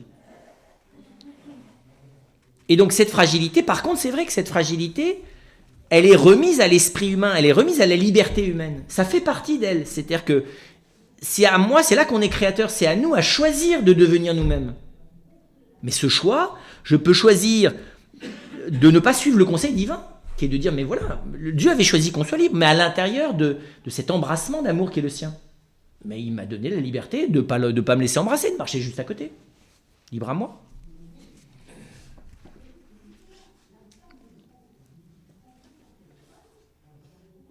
Et donc Dieu d'ailleurs continue de reproposer indéfiniment à l'homme de réaccepter de passer dans ses bras. Hein. Il n'a pas cessé, il le poursuit là.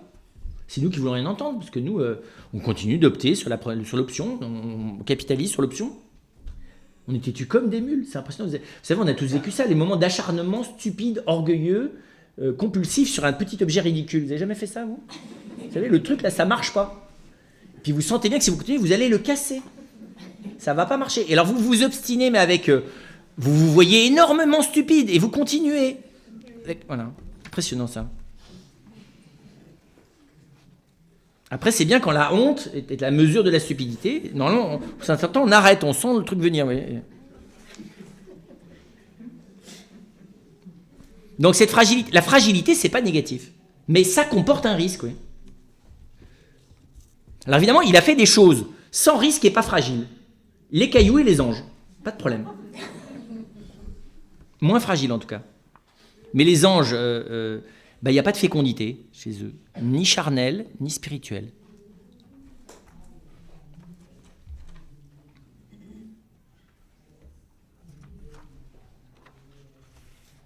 Tout ça.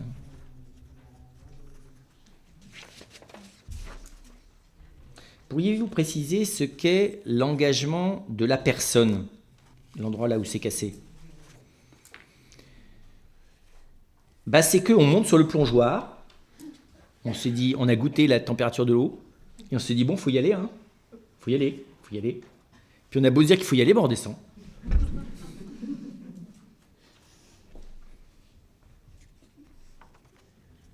C'est ça qu'on fait, c'est là qu'on est cassé. Donc c'est la peur, la culpabilité. Et Dieu nous tend la main, mais il ne nous assure pas avec, vous savez, vous avez ce qu'on appelle les via ferrata, vous savez. Comme le jour, j'étais des amis qui m'ont emmené faire un truc, là, vous savez, de l'acrobranche. Sauf quand vous avez fait ça petit, là, d'être harnaché avec des machins partout, câblés partout, là, vous vous dites, bon, il y a beaucoup du risque qui est perdu, quoi. Et nous, on aimerait ça, un engagement sécurisé. D'accord ? Et donc, la vulnérabilité, c'est ça, c'est cette place que je laisse à l'autre sans pouvoir maîtriser exactement la place que l'autre va prendre en moi. C'est ça, c'est là qu'on cale. Et donc, c'est heureux du don de soi, de la bonté du cœur et de l'accueil de la vulnérabilité d'autrui. Oui, c'est ça.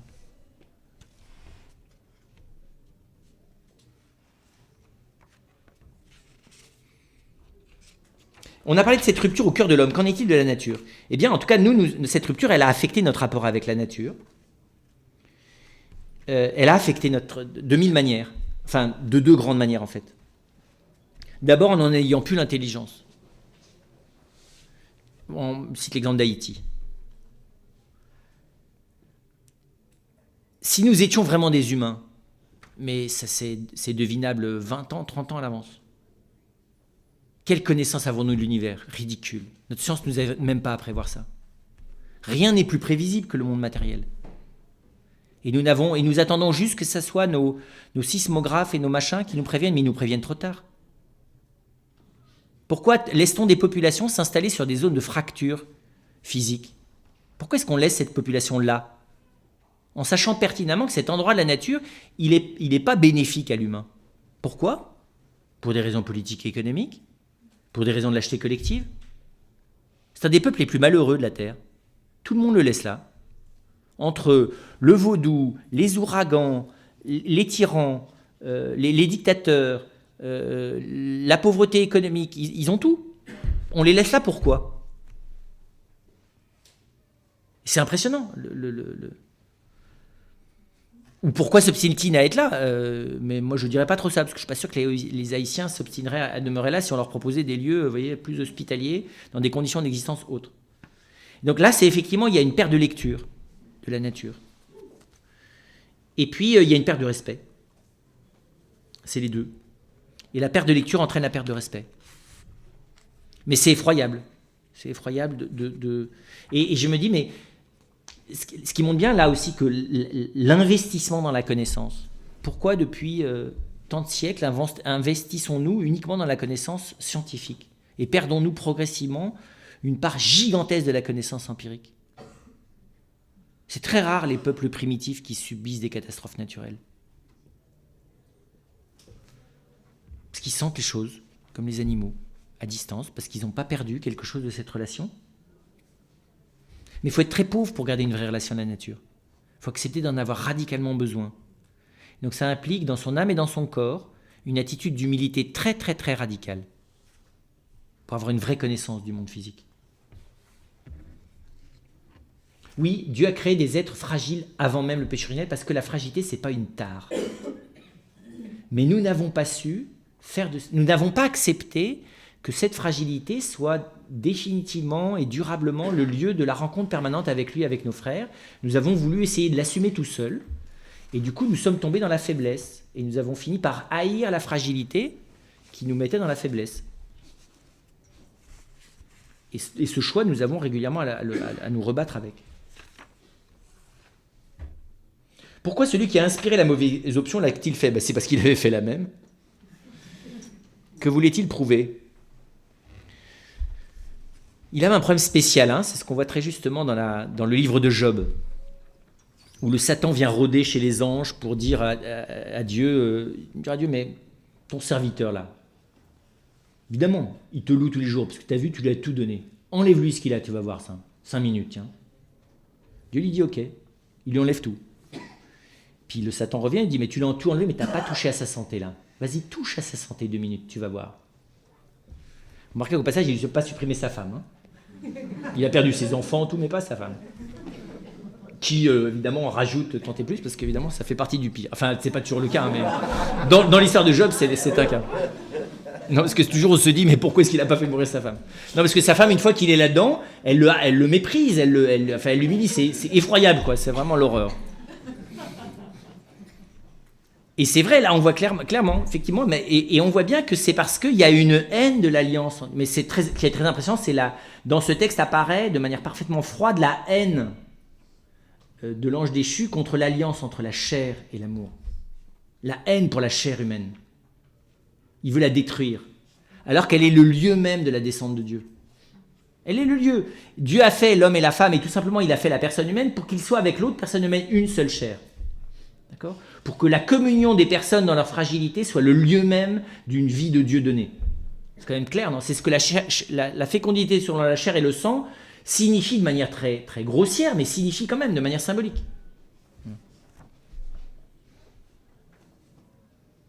Et donc effectivement, il y a cette option de Dieu qui est d'avoir misé sur cette fragilité comme le chef-d'œuvre de sa création. On comprend que ça soit une épreuve pour celui qui est la créature la plus noble, quoi. C'est difficile pour celui qui a beaucoup, beaucoup de compétences et de qualités d'accepter que c'est pas là qu'est sa noblesse. Et que sa noblesse, elle est dans sa fragilité. Et que là-dessus, il est à égalité avec le locteux d'à côté. Très difficile pour l'homme compétent. Très difficile. C'est la parabole des talents. Très difficile pour celui qui en a 50 et qui en a 40 d'accepter qu'en lui, il y en a un qui en a qu'un. Parce que le problème de la parole des talents, c'est pas ceux qui en ont, c'est celui qui en a pas. Donc les anges ont cette fragilité ? Les anges ont la fragilité du choix, oui. Ils ont une certaine fragilité spirituelle qui est celle du choix. Mais nous, on a une fragilité récurrente, quotidienne. C'est très étonnant, quoi. Nous, la liberté, c'est tous les jours, eux, ça a été une fois. Le choix libre. Et nous, c'est tous les jours parce que tous les jours, il y a à relaisser encore de la place et à l'autre et à Dieu. On ne mesure pas bien parce qu'on ne voit rien dans nos âmes, nous. Mais on ne voit pas la capacité d'hospitalité qu'il y a dans l'humain. C'est inimaginable. Jusqu'à devenir un, avec l'aide de la grâce de Dieu, comme dit Jésus, comme nous, à propos des personnes divines. Est-ce que l'incapacité du passage à l'acte, cassure liée au péché originel, n'existe pas pour nous faire comprendre que c'est Dieu qui agit en nous et non pas nous qui devons développer une marche vertueuse. Alors, d'abord, il faut être clair, hein, Dieu a créé des gens fragiles mais des grands. Enfin, il fait confiance, ça il ne le reprendra pas. Il ne nous traite pas de manière infantile. Il nous traite comme des enfants mais pas des infantiles. Et donc, on a cassé, il nous accompagne cassé. Et cette cassure, elle est le signe qu'effectivement, il y a une option, faisable et malheureuse. Et que c'est vrai, alors c'est de garder le signe de cette option dans ce qu'elle a de négatif. Mais on va dire, mais en même temps, cette cassure, elle, par certains côtés, elle nous pousse par colère, par révolte ou par compensation à refaire la même bêtise. Mais profondément, je pense qu'effectivement, c'est pour nous rendre mendiants.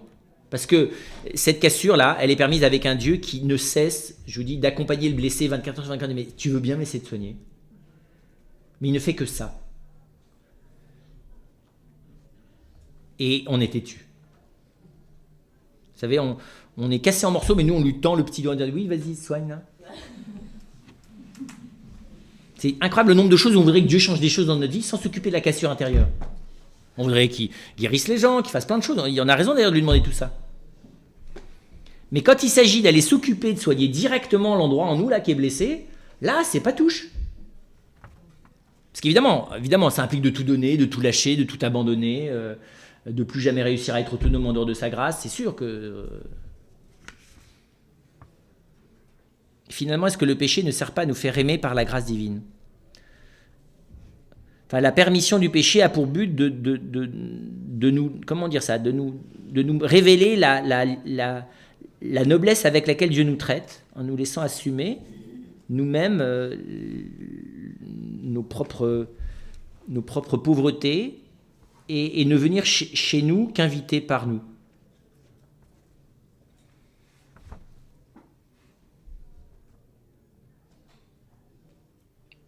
Est-ce que le mal... Et donc, vous comprenez bien que la seule solution au péché, c'est pas, comprenons bien, c'est pas de le résister, c'est de se mettre ailleurs. On sait bien, bien sûr qu'il faut résister aux tentations, mais la meilleure manière d'y résister, c'est d'éviter d'en avoir. C'est d'être à l'endroit où il n'y en a pas, c'est-à-dire dans la vie de Dieu, quoi. C'est tout.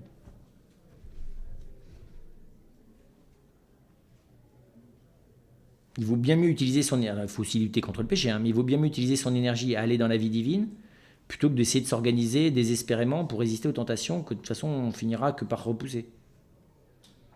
C'est une question d'investissement, quoi. Est-ce que le mal souffrance n'a pas pour vocation de lutter contre l'orgueil humain ?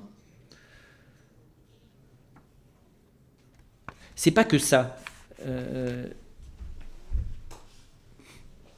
C'est pas que ça, c'est aussi de nous, encore une fois, de nous laisser à la grandeur de notre responsabilité. C'est ça qui est vertigineux. C'est pas pédagogique le mal.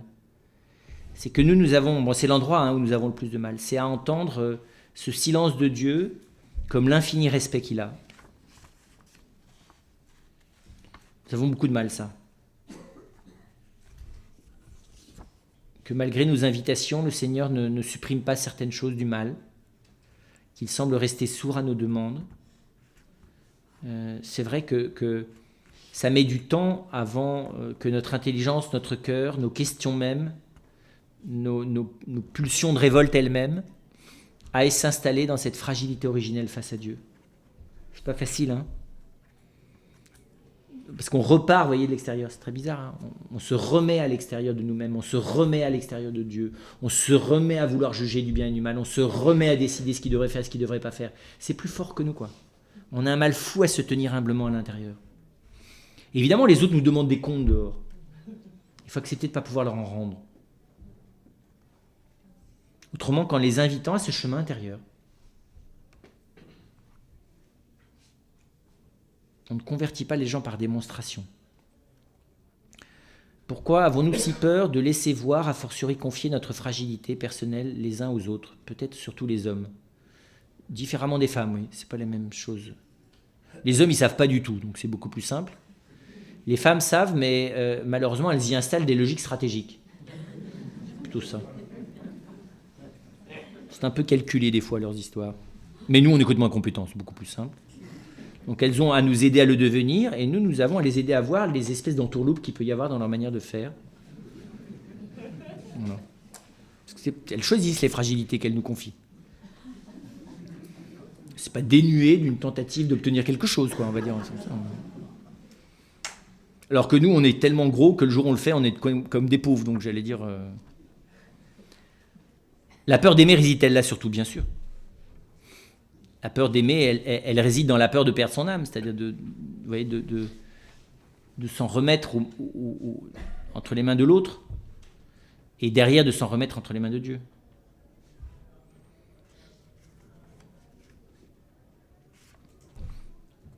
Est-ce que vous voulez dire que la gloire de Dieu est plus grande grâce à cette rupture? Bien sûr. Oui, oui, parce que le degré de besoin que nous avons les uns des autres, comprenez bien, devient presque infini. Nous avons sans cesse besoin les uns des autres. Encore plus qu'originellement, nous ne pouvons pas vivre cette fragilité originelle sans la bienveillance quotidienne les uns des autres. Nous avons besoin précisément d'être les mains de Dieu, 24 heures, et le visage et le cœur de Dieu, 24 heures sur 24 les uns sur les autres, pour les autres. Même si c'est maladroitement, même si c'est imparfaitement. Et là, oui, là, il y a une gloire de Dieu, une fécondité dans ses enfants. Et j'allais dire un côté qui est beau, c'est je pense que l'humanité n'a plus le choix. Mais encore faut-il que nous soyons les premiers à comprendre que nous n'avons plus le choix pour y aller.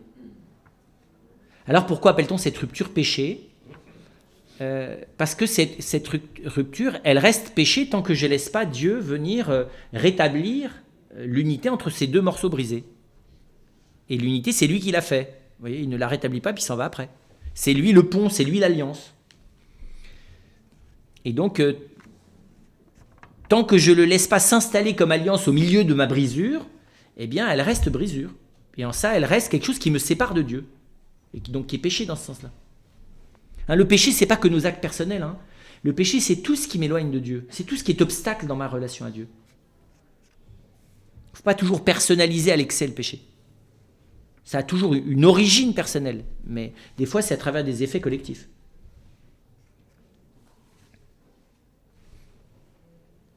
Voilà, même question, puisque c'est cela qui nous sauve, pourquoi l'appeler le péché et pas la grâce ? Mais parce que c'est pour ça, hein, c'est ce que dit de manière très forte, Dieu a identifié Jésus au péché, il est l'agneau qui est venu prendre le péché, qui est venu dans la rupture elle-même. Et c'est vrai que celui qui vient habiter cette rupture, le serviteur souffrant, le Fils de Dieu, venant nous communiquer sa lumière, puisqu'il est lumière le Fils, venant nous communiquer la filiation, donc la petitesse, si vous voulez, quelque chose comme, en étant précis, quelque chose comme une fragilité infinie en Dieu, qui s'appelle le Fils. Parce que le Fils, il est rien sans le Père. Il y a quelque chose c'est pas la fragilité, mais c'est quelque chose comme ça. Il y a une dépendance infinie du Fils envers le Père, et du Père envers le Fils d'ailleurs. Et ça, il vient nous le donner, ça, ce qu'il est, lui, là-dedans. Et c'est l'endroit le plus adéquat. Et nous, on va dire, mais non, Seigneur, c'est pas cet endroit-là qu'il faut que tu viennes nous dire qui t'es. C'est pas là d'abord. Là, viens réparer. Mais la visite, c'est par le salon. C'est pas par le garage et les poubelles, quoi. Et donc, c'est vrai, la grâce vient à travers cet état de pauvreté consenti qui nous vient en partie du péché originel et de nos propres fautes, mais qui beaucoup plus profondément nous vient de cette acceptation que c'est dans cette fragilité originelle et dans la pauvreté dans laquelle nous sommes les uns par les autres, à cause de la solidarité, que nous pouvons accueillir en plénitude la grâce. Mais alors, que signifie et à quoi sert le baptême vis-à-vis de cette fragilité originelle qui demeure actuelle ? Tout à fait, puisque la foi de l'Église, c'est que la grâce baptismale vient enlever la faute originelle. Très concrètement, vous le comprenez, cette rupture dans la volonté, là, elle se transmet. Elle se transmet. Et comment elle se transmet ? Elle se transmet parce que, aussi merveilleux que soit le corps, l'affectivité que vous avez transmis à votre enfant, ce corps et cette affectivité sont pas nés en état d'attente sereine, humble et plénière à l'égard de l'esprit. D'accord. Comment vous dire ça? L'orgueil originel a incurvé la chair contre l'esprit. Une espèce de rébellion. Mais c'est marrant parce que, regardez le monde d'aujourd'hui, il nous raconte ça à longueur de journée. Entre le puritanisme janséniste qui n'a eu de cesse que de s'acharner contre le corps jusqu'à le rendre inexistant, et le monde d'aujourd'hui qui le tord et le torture dans tous les sens pour le rendre idéal, voire virtuel, on est dans la même chose. C'est très bizarre. Alors, c'est pas le corps lui-même, mais c'est l'affectivité. Le corps lui-même, il n'a rien fait. Mais notre affectivité, celle que nous transmettons par nos gènes à nos enfants, elle n'est pas une affectivité docile. Elle est une affectivité intrinsèquement rebelle. C'est ça qui est étonnant. Et vous le voyez quand votre gamin de 2 ans, il vous nargue. Vous voyez bien, c'est pas un truc personnel là. Il est simplement à l'âge où il teste ses passions, non? Vous n'avez pas remarqué? Un enfant, il y a un âge, je sais plus, entre 2 et 4 quoi. Il fait des tests, comme les tests de voiture de prototype, vous voyez. Il démarre l'accélérateur, puis alors, l'irascible, puis il s'emballe dans l'irascible, puis il n'arrive plus à s'arrêter, non? Vous n'avez pas remarqué ça? Et puis, c'est très bizarre de voir l'enfant essayer les passions. Alors, il les essaie, puis il essaie des combinaisons, il voit les états dans lesquels ça le met, dans lesquels ça met les autres. C'est très bizarre de les voir nous. Alors, on fait partie du test. Et normalement, au bout d'un certain temps, il s'ajuste. D'accord? Mais ce qui est bizarre, c'est qu'on voit bien que c'est pas évident. Il sait pas quoi faire quand ça se réveille. Non? Il n'a pas un contrôle du truc, là. Ça lui échappe. Et donc, l'affectivité, d'ailleurs, on voit bien. Comment se fait-il que l'amour des mamans ne calme pas instantanément les enfants, non? Ça prouve bien que l'affectivité, elle n'est pas au clair, là. Elle est rebelle. Elle en a rien à faire de vos câlins. Elle vous dit « j'ai faim ». Mais c'est stupide, un être spirituel habité par la grâce, même après le baptême, d'accord, qui devrait instantanément répondre à la douce grâce de l'Esprit Saint qui passe par le cœur de sa maman et être docile de manière instantanée et instinctive. Zéro, il continue à hurler. Vous savez, quand vous baptisez un enfant qui a faim, qui hurle avant, pendant, après. Zéro la visibilité de la grâce. Hein. Et là, vous voyez bien que vous avez enlevé la faute, mais pas les conséquences. Et donc concrètement, c'est clair que il y a une distorsion affective. Elle n'est pas dans le corps, elle n'est pas dans l'esprit. L'âme spirituelle, elle n'est pas créée pécamineuse, vous comprenez bien. Elle est donnée par Dieu. Mais c'est dans l'affectivité. L'affectivité, elle est définitivement pas claire. Il faut faire avec. Faut pas s'en prendre au corps, parce que l'affectivité, elle prend le corps en otage pour se planquer elle-même. Ça s'appelle l'instinct sexuel et tout ce que vous voudrez. Mais il ne faut pas en vouloir au corps, il n'y est pour rien du tout, le pauvre corps dans l'instinct sexuel. C'est pas lui le fautif, c'est l'affectivité. D'accord? Prédatrice. Parce que l'affectivité, elle est prédatrice, elle est animée par la peur, la prédation, le centrage sur soi. Elle est complètement tordue, quoi. Faut être clair. Alors elle a des moments merveilleux dans la créativité artistique, quand vous la calmez bien, vous savez, comme un animal sauvage en état provisoire, quoi. Donc elle a des moments admirables, l'affectivité. Et comme telle, elle est très belle d'ailleurs. Mais elle est quand même bien tordue. Et donc on voit bien que ça, on le transmet, non? Donc votre pauvre petit bichounou dans lequel le Seigneur a créé une magnifique âme parfaitement immaculée, elle débarque dans une affectivité qui te la rebelle contre Dieu dans la première seconde. C'est tout. Donc à peine vous l'avez déjà dans le sein maternel, vous ne le sentez pas d'ailleurs. Rebelle. Non, les mamans ne le voient pas parce qu'elles sélectionnent ce qu'elles perçoivent. Et donc rebelle. Et donc précisément, la grâce du baptême, elle vient rétablir l'alliance entre l'âme de cet enfant et le Seigneur de manière directe. D'accord? À travers le rebelle. À travers, mais elle ne supprime pas le rebelle. La grâce baptismale n'est pas un neuroleptique divin. Donc il ne rétablit pas, il laisse le rebelle. Mais il y a une alliance entre l'âme du rebelle, et une alliance directe qui est bien plus intime que l'emprise de l'affectivité rebelle sur le spirituel et sur tout le reste. Il y a une alliance, et on le voit d'ailleurs, on voit bien qu'il y a un accès direct au cœur de l'enfant par le baptême. Alors qu'un enfant qui est en train de demander le baptême, je ne parle même pas d'un adulte, parce que là c'est évident, il a affaire avec le rebelle, et il a du mal à se séparer du rebelle. Et à poser un acte qui fait qu'au travers du rebelle, il entre dans une alliance définitive directe avec Dieu. C'est très bizarre les bagarres autour du baptême. Même un enfant de bonne volonté, vous voyez bien, c'est pas la même chose. C'est bizarre, un enfant baptisé, on a un accès direct, permanent à Dieu. Même dans les pires actes. Pas sans le baptême. Sans le baptême, on peut crier instantanément vers Dieu, oui. L'homme de bonne volonté a la grâce. Il crie instantanément vers Dieu. Mais il n'a pas le repos dans le cœur de Dieu dans la seconde qui suit. Alors que le plus grand des pécheurs baptisés, c'est très impressionnant. Lisez Dostoïevski, il a très fort le sens de ça. La seconde d'après, s'il est vraiment dans le repentir de sa faute, il est dans les bras de Dieu. C'est ça le baptême, c'est inimaginable.